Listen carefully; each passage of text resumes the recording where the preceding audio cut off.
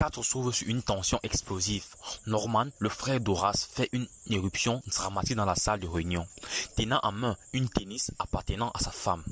Retrouvé sur les lieux du crime. Sa colère est incontrôlable, il accuse la famille entière, sémant la panique et la confusion. Mais Horace, son grand frère, refuse de se laisser intimider et lui ordonne de quitter la pièce.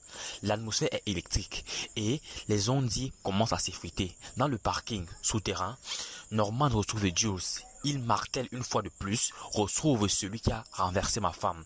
N'est pas une option, mais une mission. Jules, tendu, comprend que la mission est dangereuse et la pression monte dangereusement.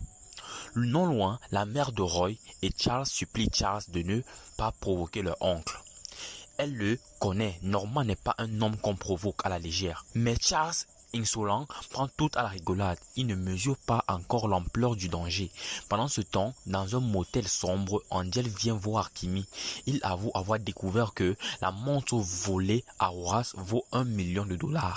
Aveuglé par l'appât du gain, il tente de convaincre Kimi de monter un braquage contre Horace. Mais Kimi, choquée, refuse catégoriquement. Elle sait que toucher à Horace, c'est jouer avec le feu.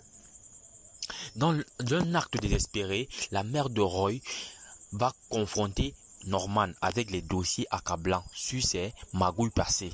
Son objectif, détourner l'attention de ses fils, potentiels suspects dans l'accident. Un chantage dangereux, mais peut-être nécessaire pour sauver sa famille. De son côté, Mallory, en marque tentation, elle, délaissée par Roy, trouve du réconfort ailleurs. Elle entame une liaison torride avec son propre chauffeur, un secret de plus, prêt à exploser. Plus tard, Horace retourne au club où il retrouve Kimi. À sa grande surprise, elle lui rend la montre qu'Angel avait volée, un geste qui intrigue Horace et réveille chez lui une forme de respect inattendu. Mais Kimi ne s'arrête pas là, elle organise une rencontre entre Angel et Horace. Dans une ambiance tendue au motel, Angel présente ses excuses et tente de se racheter à sa manière. Il danse pour Horace pour une scène étrange mêlant tension et provocation.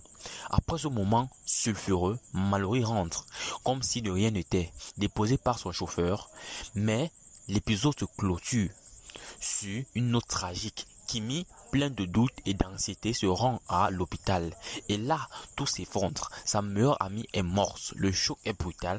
Kimi s'effondre. Rien ne sera plus jamais comme avant.